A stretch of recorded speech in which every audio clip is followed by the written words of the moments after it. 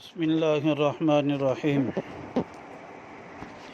ان الحمد للہ والصلاة والسلام علی من لا نبی بعد اما بعد عقیدہ ختم نبوت کے بارے میں حدیث نمبر 109 بیان کی جا رہی ہے۔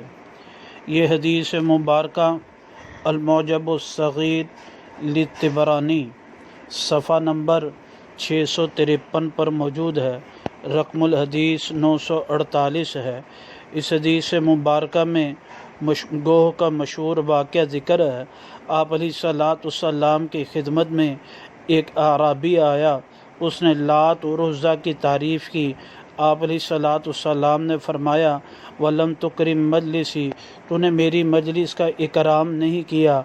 اور پھر اسے کہ کیوں نے یہ استخفاف والی بات کیوں کہی، تو پھر اس کے بعد وہ بدو کہنے لگا اور اس نے اپنے آستین سے نکالا گوہ کو اور پھینک دیا۔ وَطَرَحَهُ بَيْنَ يَدَيْ رسول اللہ صلی اللہ علیہ وسلم، نبی پاک صلی اللہ علیہ وسلم کے سامنے، اور پھر فرمایا ان آمن بک ھذا الظب، اگر آپ پر یہ ایمان لے آئی ہے گوہ تو میں بھی ایمان لے آؤں گا۔ آمنت بکا، آپ علیہ الصلاۃ والسلام نے فرمایا یا ظب، اے گوہ، فتکلم الظب بلسان عربی مبین، گوہ نے عربی زبان میں بات کی، ساری قوم اس کو سمجھ رہی تھی۔